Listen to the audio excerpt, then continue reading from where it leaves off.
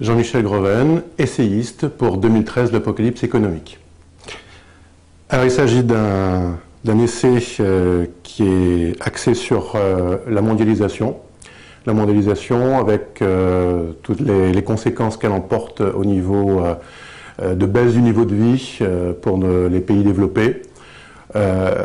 C'est un essai que j'ai voulu, non pas uniquement descriptif, concernant tout ce qui est conséquences, comme je l'ai dit, en termes de baisse du niveau de vie, de baisse et de stagnation de la croissance dans nos pays. J'ai voulu essayer d'aller un petit peu plus loin que la simple description. J'ai voulu essayer de savoir ce qui se cachait derrière cette mondialisation. Je viens d'un milieu, j'ai travaillé depuis une vingtaine d'années dans le milieu politique. Je suis toujours collaborateur d'élus. Et j'ai été frappé depuis de nombreuses années par le fait qu'on accepte de manière presque inéluctable des choses qui s'appellent le libre-échange, des choses qui s'appellent chômage de masse depuis les années 70, pratiquement dans notre pays. J'ai toujours été frappé par le fait que lorsque désormais on atteint 2% de croissance, on s'extasie en disant c'est un miracle économique, comme par exemple l'Allemagne en ce moment, qui est à peu près 2% de croissance. On donne ce pays en exemple, mais il faut savoir que 2% de croissance dans les années 70 encore, c'était des très mauvaises années. Dans le milieu politique qui est censé protéger la population, on a toujours comme mot à la bouche le mot inéluctable. Alors tout est inéluctable désormais. L'ouverture des frontières, c'est bien entendu la chose la plus inéluctable. La baisse du niveau de vie, vous savez, on ne peut pas faire autrement. On a tous essayé contre le chômage. Et en discutant avec les élus, notamment les parlementaires qui sont censés théoriquement être à la pointe de tous ces mécanismes, je me suis aperçu qu'il y avait quand même beaucoup d'ignorance derrière tout ça. Alors, il y a quelques années, on n'était pas beaucoup à l'époque à vouloir faire en sorte que le débat sur le protectionnisme puisse être mis en avant. J'ai essayé avec un ou deux députés et sénateurs qui ont voulu au départ, créer une petite dynamique en ce sens. On a essayé de voir un petit peu ce que pensaient les parlementaires de tout ce mouvement. Alors on a été assez effrayés finalement parce que entre l'ignorance des mécanismes économiques, les poncifs qui ne cessent d'être pris pour des vérités à l'état pur, on s'aperçoit que finalement le monde politique a accepté un déclin inéluctable de l'économie et c'est quelque chose qui est extrêmement triste et derrière tout ça finalement on voit qu'il y a une espèce de nouvelle presque inquisition qui nous interdit de penser. Alors, inquisition, caractère inéluctable de la mondialisation, acceptation des inégalités, acceptation de choses qui vous passent. On ne peut plus discuter de rien. Je me suis dit, mais est-ce qu'il n'y a pas quelque chose derrière tout ça? Alors, effectivement, rien n'arrive par hasard. Ça c'est clair qu'il y a encore 50 ans, vous pouviez discuter du protectionnisme ou du libre-échange. Personne ne vous disait vous êtes un hérétique, vous n'avez pas le droit de penser comme ça. Sur d'autres sujets, c'est la même chose. Je veux dire aujourd'hui, sur l'immigration, sur plein d'autres choses, on n'a plus le droit de dire quoi que ce soit. Si vous dites qu'Angela Merkel impose ses vues à l'Europe, vous êtes germanophobe, etc., etc. Alors on s'est dit, mais il y a quand même une chose qui s'est passée depuis les années 60, 68 notamment, c'est que les élites ont profondément changé. Qu'est-ce que c'était que les élites avant? Avant, les élites, il y avait un peuple qui avait son élite, et l'élite et le peuple étaient, je dirais, en osmose. Alors bien sûr, il y avait des élites de droite, des élites de gauche, il y avait des élites catholiques, des élites communistes, mais grosso modo, on avait une petite élite avec un peuple qui est assez numériquement très important, et l'un et l'autre naviguaient ensemble, naviguaient de pair. Il s'est passé un événement, à mon avis, très important après la guerre, c'est l'augmentation énorme du nombre de gens qui sont passés par l'université. par l'enseignement supérieur, et j'ai appelé cette nouvelle caste qui ne cesse de croître, parce qu'il faut savoir qu'il y avait au début du siècle quelques pourcents de gens qui passaient vers l'université. À partir des années 68-70, ce sont des phénomènes de masse. Aujourd'hui, vous avez pratiquement une personne sur deux, voire plus, qui passe par l'université. Alors, quand on passe d'une élite numériquement très petite, avec un peuple qui est alphabétisé bien sûr, mais qui n'est pas passé par l'enseignement supérieur, à un autre monde où vous avez 50% des gens qui sont supériorisés dans leur tête, c'est-à-dire que lorsqu'on est simplement au niveau de l'alphabétisation de masse, et lorsqu'on est dans l'enseignement supérieur, on n'a plus la même conscience de soi-même, on n'a plus la même conscience des choses. On pense beaucoup plus de manière individuelle, peut-être même voire de manière narcissique, quelque part. Et là, j'ai repris des études qu'avait fait notamment Emmanuel Todd, et qui montraient l'impact énorme sur la politique, sur l'économie, sur la façon de penser du niveau d'éducation. J'avais toujours été frappé, et c'est lui qui l'avait montré, c'est que dans la France du XVIIIe siècle, à partir du moment où vous avez eu 50% des gens qui ont été alphabétisés, c'est-à-dire vers 1760, 1770, vous avez eu la révolution de 1789 quelques années après. Il s'est passé la même chose en Russie, avec un peu de décalage, en 1917. Donc je pense sincèrement que la façon, le nombre d'éduqués supérieurs, d'éduqués alphabétisés est très important pour comprendre la façon dont fonctionne le monde. Lorsque vous avez 50% d'une population qui est passée par l'enseignement supérieur, elle va réfléchir complètement différemment d'une population qui est simplement alphabétisée comme elle l'était au début du siècle. Alors, quel est le lien entre cette façon de penser et la mondialisation, et puis d'autres phénomènes aussi, qui sont le phénomène, par exemple, comme je l'ai dit, un peu du politiquement correct, cette idée que l'on n'a plus la possibilité de... Il y a des vérités d'évidence. Il y a, par exemple, dans la société est une société de victimes. Les sociétés de victimes, vous avez évidemment vous avez les immigrés qui sont des victimes, vous avez les femmes qui sont des victimes des hommes, hein, on le voit tout le temps, on vous parle de femmes battues, etc. etc.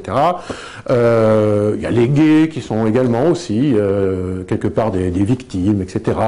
On n'arrête pas de faire des commémorations de la Shoah presque plus qu'après-guerre. Bon, des choses assez bizarres comme ça.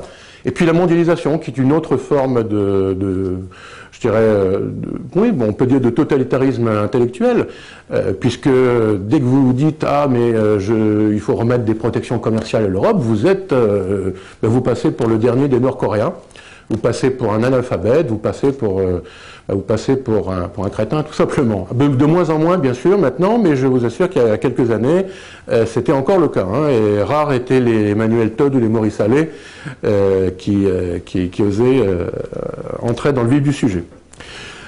L'idée, c'est de dire que il y a une nouvelle classe, en fait, qui est en formation, une nouvelle classe sociale, véritablement, qui est en formation dans tous les pays, je dirais, les anciens pays riches, c'est-à-dire l'Europe, les États-Unis et le Japon. Cette nouvelle classe sociale, la classe des supériorisés, elle va avoir une autre vision du monde, une vision qui est beaucoup plus inégalitaire, forcément, puisque vous êtes 50% de la population et vous avez 50% qui n'est pas passé comme vous par l'enseignement supérieur. Pourtant, vous avez envie de vous sentir supérieur. Mais comment se sentir supérieur quand vous êtes 50%? C'est une masse énorme, 50%. Même 30%, c'est une masse énorme. Moi, je pense que le nouveau système politique, qui est binaire, le nouveau système politique, c'est à la fois la pensée unique économique, mondialisation, obligatoire, etc., et le politiquement correct, tout aussi obligatoire, sinon vous êtes diabolisé, vous êtes fascisé, vous êtes ostracisé, comme un hérétique au Moyen-Âge, exactement comme ça. Donc cette nouvelle politique, elle est faite uniquement pour qu'une nouvelle élite, une nouvelle hyperclasse mondiale puisse émerger.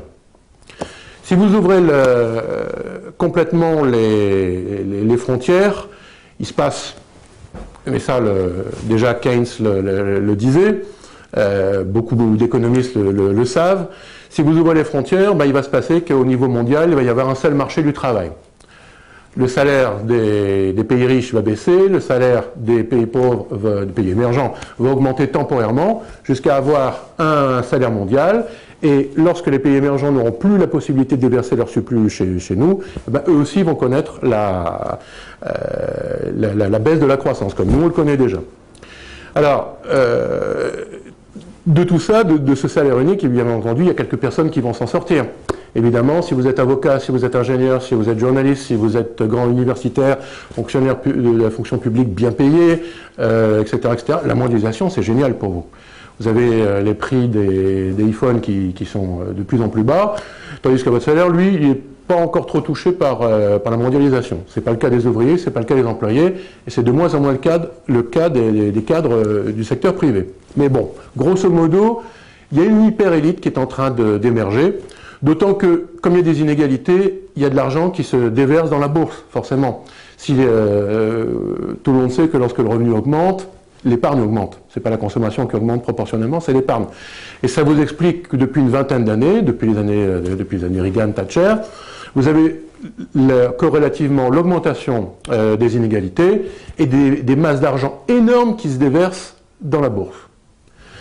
Alors, vous avez les salaires qui stagnent, ou voire même qui régressent, et il y a une baisse de la demande, et la baisse de la demande fait une baisse de la croissance. J'ai expliqué dans mon livre comment on s'en est sorti depuis une dizaine d'années, alors que depuis une dizaine d'années, vous avez la Chine, l'Inde, le Brésil, la Russie, la Turquie, qui sont des vraies puissances économiques. Maintenant, comment on s'en est sorti pour éviter que la croissance ne se casse complètement la figure, c'était par l'endettement. Alors là, aujourd'hui, tous les jours, il y a à peu près un sommet européen pour dire, écoutez, il faut arrêter l'endettement, il faut arrêter l'endettement. Oui, mais le problème, c'est que sans endettement, on n'a plus du tout de croissance. Endettement privé, endettement public. Il ne faut pas croire qu'il y a uniquement les Grecs qui se sont endettés grâce au taux d'intérêt allemand. Hein. Les plus endettés, ce sont les Anglais et les Américains, au niveau privé. Et ce seront certainement les premiers qui vont se casser la figure lorsque la vraie crise, parce que ça c'est pas encore la vraie crise, va arriver. Donc je pense que derrière tous ces mécanismes de mondialisation, de politiquement correct, il y a une toute petite élite qui est en train d'émerger avec les deux choses qu'elle a toujours eu besoin, dont a toujours eu besoin une élite, c'est-à-dire de l'argent et de la bonne conscience. Quand vous étiez au temps de l'aristocratie, la bonne conscience, on n'en avait pas trop besoin parce que le roi était le représentant de Dieu sur terre. Après, entre après le XVIIIe siècle et jusqu'à maintenant, vous avez ce que j'appelle les temps démocratiques, c'est-à-dire avec l'alphabétisation de masse, les gens sont devenus libres et égaux entre eux. C'est le message de la Révolution de 89. Et là, c'était plus la bonne conscience, en fait, elle venait de l'élection. C'est pour ça que la démocratie, l'âge d'or de la démocratie, c'est quand même le 19e et le 20e siècle, malgré les grands totalitarismes, c'est quand même l'âge d'or de la vraie démocratie, la démocratie électorale et représentative. Depuis, alors c'est un mécanisme bien sûr très lent, je ne vais pas dater ça de 1968, ce serait stupide, mais depuis la fin de la Seconde Guerre mondiale, progressivement, dans tous les pays, les premiers touchés, ça a été les États-Unis, émerge une nouvelle élite avec une nouvelle mentalité, de nouveaux besoins en argent, de nouveaux besoins en bonne conscience, et je dirais même en bien-pensance. Parce que ce qu'on appelle la bien-pensance ici, le politiquement correct, qui irrite, il faut le dire, de plus en plus la population, parce qu'il devient infernal, quoi. Je veux dire, vous ne pouvez plus rien dire sans vous retrouver devant votre avocat. Donc, devant votre avocat et devant la justice. Vous ne pouvez absolument plus rien dire. Cette nouvelle élite est en train de créer un monde uniquement fait presque à son image, pour elle, par elle et uniquement pour elle. Donc, l'idée de cette nouvelle hyperclasse mondiale, c'est un peu le sous-titre de mon livre, c'est l'hyperclasse mondiale à l'assaut de la démocratie et de l'économie. Alors pourquoi est-ce qu'elle va être à l'assaut de la démocratie et de l'économie? Bon, je viens de le dire, le libre-échange est en train de s'autodétruire. Depuis les années 30, on sait que le principal moteur de la croissance, c'est la demande. Il n'y a qu'à voir tout simplement en ce moment quelle est la problématique des marchés financiers, des agences de notation. Et pourquoi il va y avoir un sommet à peu près européen tous les 5 jours ou tous les 10 jours et qui ne servira strictement à rien. Pourquoi? Parce que en même temps, on vous dit vous êtes trop endetté. D'accord, c'est vrai, vous êtes trop endetté, vous avez une charge de la dette qui est beaucoup trop importante. Mais en même temps, lorsqu'on fait des économies d'impôts, parce que les hommes politiques ne pensent qu'à ça, faire les économies d'impôts, on baisse l'État-providence sans trop éveiller l'électorat à cause de l'élection présidentielle en France, mais bon, grosso modo, c'est ce qu'on fait, on baisse les dépenses publiques, et tout d'un coup, on se dit, mais oui, mais la croissance est en baisse aussi. Alors qu'est-ce qu'on fait? Ah ben les agences de notation reviennent à charge, disant, mais ah oui, mais là, la croissance est en baisse, ça va pas non plus. Alors, en fait, ils sont jamais contents, mais s'ils sont on est arrivé à la contradiction fondamentale même du libre-échange. C'est-à-dire que sans demande, vous n'avez pas d'offre. C'est l'inverse de la loi de Jean-Baptiste C qui disait que l'offre crée sa propre demande. C'est pas vrai. Moi je suis fondamentalement keynésien, je pense qu'il n'y a jamais d'équilibre pur et parfait dans l'économie, il y a des déperditions d'informations, et il faut absolument soutenir la demande, ce qu'on n'avait pas fait dans les années 30. On avait beaucoup créé de produits nouveaux, mais on n'avait pas donné assez de salaire aux ouvriers. Il n'y a que quelques personnes, comme Ford, qui avaient compris que s'ils donnaient beaucoup d'argent à ses ouvriers, ben, ils allaient peut-être lui acheter ses voitures. Il y a des gens comme ça qui avaient compris, mais pas beaucoup. Roosevelt avait compris un petit peu aussi. Ce qui est aussi fantastique, c'est qu'à partir des années... Alors, ce qu'on appelle les 30 glorieuses, 45-75, c'est la concrétisation de toutes ces idées qui sont nées dans les années 30. Et on a eu les plus formidables années de croissance pratiquement depuis que le capitalisme existe.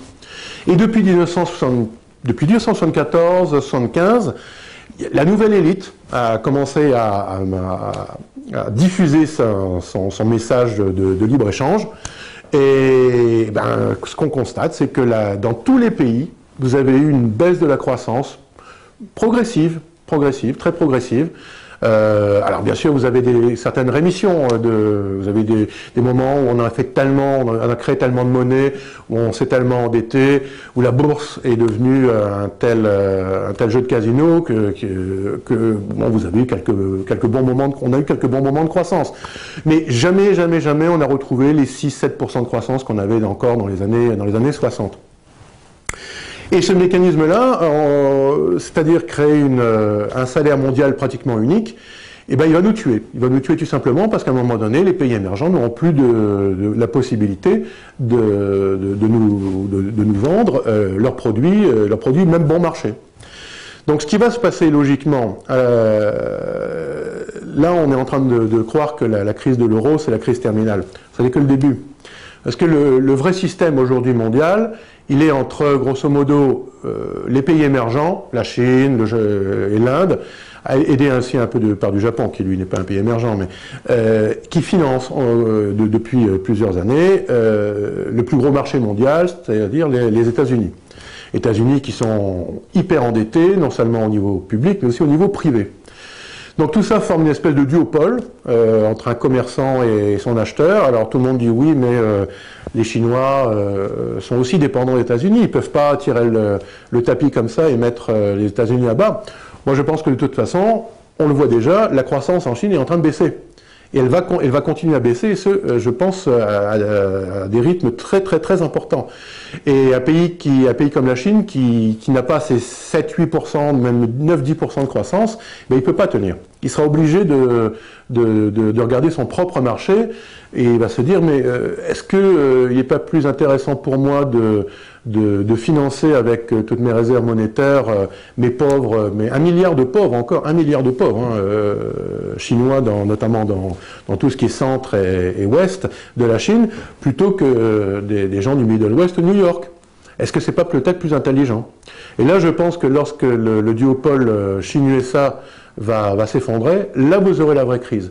Parce que non seulement vous aurez une chute du dollar, une chute du PIB qui est surévalué, un PIB américain qui est surévalué, non seulement vous aurez une chute, une récession énorme, peut-être même au niveau des années 30, mais en plus vous aurez un déplacement complet et définitif de la puissance. Parce qu'aujourd'hui vous avez quand même, grosso modo et malgré tout, un pays qui est les États-Unis, qui a non seulement un leadership culturel, mais aussi un leadership militaire. Et bien ils vont le perdre. Et là, ce sera la vraie crise, parce que c'est tout l'Occident et tout son modèle qui vont se retrouver chamboulés. Je pense qu'il y aura quelques années extrêmement difficiles. Peut-être est-ce qu'on arrivera à arranger les choses en faisant des des accords entre puissances identiques, c'est-à-dire entre pays riches, des accords entre pays émergents pour éviter que l'un et l'autre ne s'autodétruisent. Pour tout ça, bien sûr, ça s'appelle un protectionnisme intelligent, un protectionnisme modéré, un protectionnisme raisonné, qui n'est pas du tout l'autarcie tel qu'on la caricature, qui est simplement ce que nous on avait appelé avec la proposition de loi qu'on avait déposée, simplement de faire une mondialisation loyale. Voilà. On n'est pas contre les échanges, bien entendu, on ne peut pas être contre les échanges, c'est ridicule.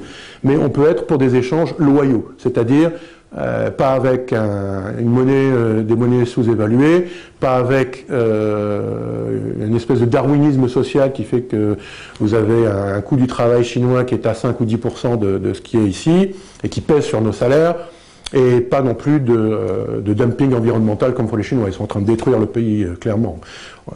Voilà. Donc, moi je pense que l'hyperclasse mondiale, elle est en train d'autodétruire une des choses pour lesquelles elle s'est battue, c'est-à-dire sa mondialisation qui lui permet de s'enrichir. Aujourd'hui, on voit bien qu'il y a à peu près 1 ou 2% de population qui profitent de la mondialisation, et tout le reste est en train de s'enfoncer dans une crise qui ne fait que commencer. La deuxième chose, c'est moi je pense que le politiquement correct va aussi s'effondrer sur lui-même, parce qu'il est en train de tourner à vide. Alors de deux choses l'une, soit on va de plus en plus vers une société où tout le monde met tout le monde en justice, hein, la société de tous contre tous, avec une démocratie finalement qui est quand même basée sur la liberté d'expression. Y compris au niveau politique, je veux dire. Donc, à partir du moment où vous avez une liberté d'expression qui est de plus en plus mise à mal par des lois de plus en plus confuses, touffues, ben je pense qu'à un moment donné, on pourra dire que la démocratie telle qu'on l'a connue a vécu. D'autant que j'entends parfois des choses assez inquiétantes, de dire par exemple il faut que toute souveraineté d'un pays soit transférée directement, alors bien, que ce soit à Bruxelles ou alors peut-être même une espèce de gouvernement mondial, hein, on entend ça, et pas seulement de la part de Jacques Attali. Ça sont des choses extrêmement dangereuses qui doivent nous alerter, parce que il est vraiment, je pense, minuit moins 5. Donc, moi personnellement, je pense que les mentalités ont évolué dans un mauvais sens. Les gens ils sont plus individualistes, maintenant ils sont narcissiques. C'est-à-dire que le narcissique, c'est quelqu'un qui utilise les autres comme un miroir pour se dire, mon Dieu, que je suis beau, je suis jeune, je suis riche, je suis intelligent. La mentalité nouvelle, c'est ça, c'est une mentalité de repli sur soi-même et sur ses égaux, c'est-à-dire son petit groupe.